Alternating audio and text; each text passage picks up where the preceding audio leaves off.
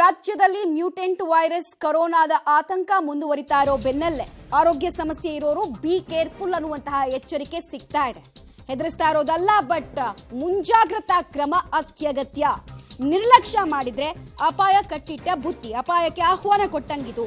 BP, sugar, kidney ಸಮಸ್ಯೆ, dialysis ಇರೋರು ಸ್ವಲ್ಪ ಎಚ್ಚರವನ್ನ ಹೆಚ್ಚಾಗಿ ವಹಿಸಿಕೊಳ್ಬೇಕು ಅಂತ ಜಯದೇವದ ಆಸ್ಪತ್ರೆಯ ಮುಖ್ಯಸ್ಥರಾಗಿರುವಂತಹ ಡಾಕ್ಟರ್ ಮಂಜುನಾಥ್ ಅವರು ಸಲಹೆಯನ್ನ ಕೊಟ್ಟಿದ್ದಾರೆ. ಕೋಮಾರ್ಬಿಡ್ ಕಂಡೀಷನ್ ಇಂದ ಯಾರ್ಯಾರು ಬಳಲ್ತಾ ಇದ್ದಾರೋ, ಅಂದ್ರೆ ಒಂದಕ್ಕಿಂತ ಹೆಚ್ಚು ಆರೋಗ್ಯ ಸಮಸ್ಯೆಗಳು, ಕಾಯಿಲೆಗಳು ಯಾರ್ಯಾರಿಗಿದೆಯೋ ಅವರೆಲ್ಲ ಇನ್ನಷ್ಟು ಮುಂಜಾಗ್ರತಾ ಕ್ರಮ ತೆಗೆದುಕೊಳ್ಳೋದು ಅಗತ್ಯ ಅಂತ ಹೇಳಿದ್ದಾರೆ.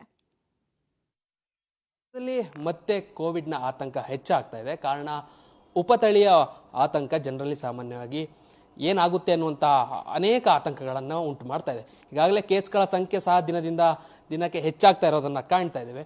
ಸೊ ಈ ಉಪತಳಿ ಎಷ್ಟರ ಮಟ್ಟಿಗೆ ಎಫೆಕ್ಟನ್ನು ಮಾಡ್ಬೋದು, ನಿಜಕ್ಕೂ ಇದು ಎಫೆಕ್ಟಾ, ಈ ಬಗ್ಗೆ ಮಾತನಾಡಲಿಕ್ಕೆ ನನ್ನೊಟ್ಟಿಗೆ ಜಯದೇವ ಆಸ್ಪತ್ರೆ ಮುಖ್ಯಸ್ಥರಾದಂಥ ಹಿರಿಯ ವೈದ್ಯರು ಆಗಿರುವಂಥ ಡಾಕ್ಟರ್ ಮಂಜುನಾಥ್ ಸರ್ ಇದ್ದಾರೆ, ಮಾತನಾಡಿಸ್ತೇನೆ. ಏನು ಹೇಳ್ತೀರಿ ಸರ್, ಏನಾದರೂ ದೊಡ್ಡ ಮಟ್ಟದ ಎಫೆಕ್ಟ್ ಮಾಡುತ್ತೆ ಅಂತ ಅನ್ಸುತ್ತೆ, ಹೇಗೆ? ಅಂದರೆ ಏನಾಗಿದೆ, ಇವಾಗ ಈ ಡಿಸೆಂಬರು ಜನವರಿ ಯಾವಾಗಲೂ ವೈರಲ್ ಇನ್ಫೆಕ್ಷನ್ನು ಸೀಸನ್ ಇದು.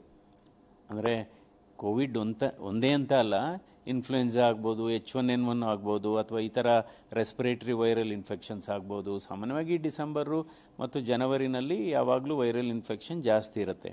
ಇದು ಓಮಿಕ್ರಾನ್ದು ಹಳೆ ವೈರಸ್ಸೇ ಇದು. ಈಗ ನಾವು ಏನು ನೋಡ್ತಾ ಇದ್ದೀವಿ, ಈಗ ಕಳೆದ ಒಂದು 15 ದಿವಸ ಅಥವಾ 3 ವಾರದಿಂದ ಏನು ನೋಡ್ತಾ ಇದ್ದೀವಿ, ಇದು ಹಳೆ ವೈರಸ್ಸೇ, ಒಮಿಕ್ರಾನ್ ವೈರಸ್ಸೇ. ಅಂದರೆ ಇದು ಉಪತಳಿ, JN1 ಅನ್ನೋದು ಉಪತಳಿ. ಅಂದರೆ ಇದು ಹೊಸ ವೈರಸ್ ಸ್ಟ್ರೇನ್ ಅಲ್ಲ.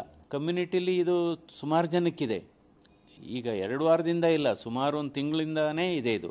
ಬಟ್ ಈಗ ನಾವು ಈ ಟೆಸ್ಟ್ಗಳನ್ನ ಮಾಡಲಿಕ್ಕೆ ಪ್ರಾರಂಭ ಮಾಡಿದರೆ ಏನಾಗುತ್ತೆ, ಹೆಚ್ಚು ಕೇಸಸ್ನ ನಾವು ನೋಡ್ತೇವೆ. ಬಟ್ ಆದರೆ ಮುನ್ನೆಚ್ಚರಿಕೆ ಅಗತ್ಯ, ಭಯ ಪಡುವ ಅವಶ್ಯಕತೆ ಇಲ್ಲ. ಯಾಕೆಂದರೆ ನಮ್ಮ ಭಾರತ ದೇಶದಲ್ಲಿ 93% ವ್ಯಾಕ್ಸಿನ್ ಆಗಿದೆ. ಬೂಸ್ಟರ್ ಡೋಸ್ ತೊಗೊಂಡಿದ್ದಾರೆ, ಸೆಕೆಂಡ್ ಡೋಸು ತೊಗೊಂಡಿದ್ದಾರೆ, ಬೂಸ್ಟರ್ ಡೋಸು ತೊಗೊಂಡಿದ್ದಾರೆ.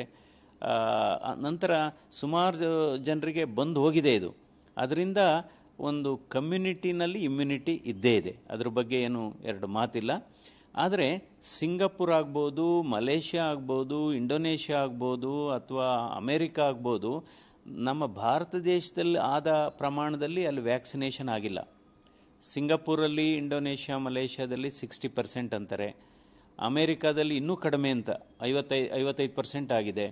ಸೊ ಇಲ್ಲಿ ಭಾರತ ದೇಶದಲ್ಲಿ ಮತ್ತು ನಮ್ಮ ರಾಜ್ಯದಲ್ಲಿ 93% ಜನ ತಗೊಂಡಿದ್ದಾರೆ ವ್ಯಾಕ್ಸಿನೇಷನ್ನು. ಅದಕ್ಕೋಸ್ಕರ ಇದು ಹರಡುವಿಕೆ ಇದ್ದರೂ ಕೂಡ ತೀವ್ರತೆ ಕಡಿಮೆ ಇದೆ. ಆದರೆ ಇದು ತೀವ್ರತೆ ಕಡಿಮೆ ಇದೆ ಅಂದ್ಬಿಟ್ಟು ನಾವು ಅದನ್ನು ತುಂಬ ಲೈಟಾಗಿ ಲಘುವಾಗಿ ಪರಿಗಣಿಸಬಾರ್ದು.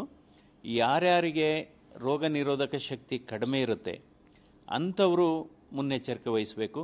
ಒಮಿಕ್ರಾನ್ದು ನಮಗೆ ರೋಗ ಲಕ್ಷಣಗಳು ಗೊತ್ತಿದೆ ಮತ್ತು ಅದರದ್ದು ಕಾಂಪ್ಲಿಕೇಶನ್ ರೇಟು ಬಹಳ ಕಡಿಮೆ.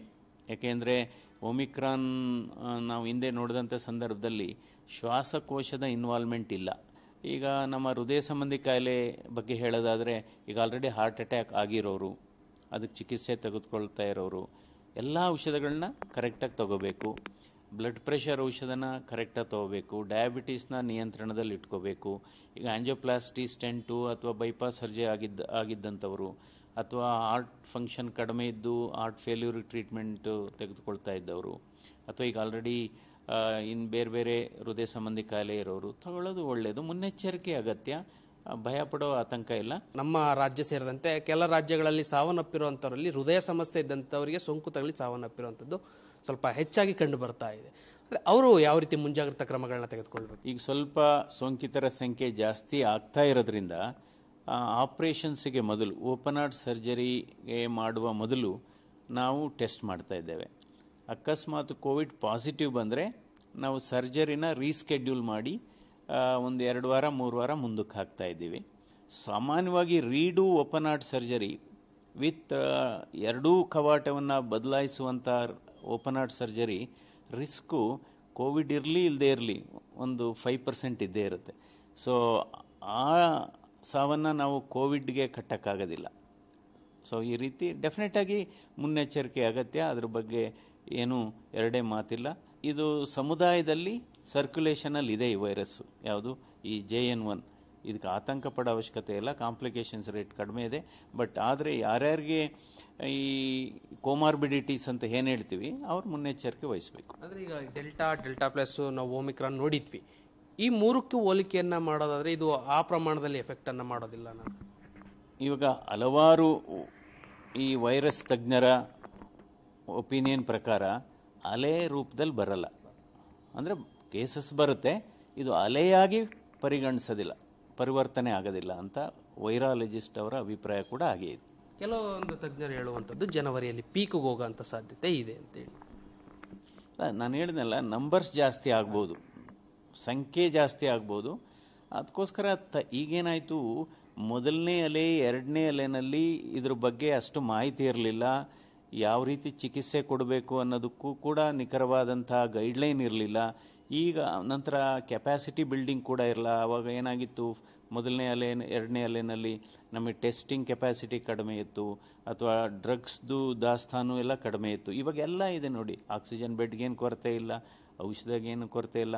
ಅಂದರೆ ಈ ಯಾವ ಔಷಧಿನ ಯಾವ ಸಂದರ್ಭದಲ್ಲಿ ಕೊಡಬೇಕು ಅನ್ನೋದ್ರ ಬಗ್ಗೆ ನಿಖರವಾದಂಥ ಗೈಡ್ಲೈನ್ ಕೂಡ ಇದೆ.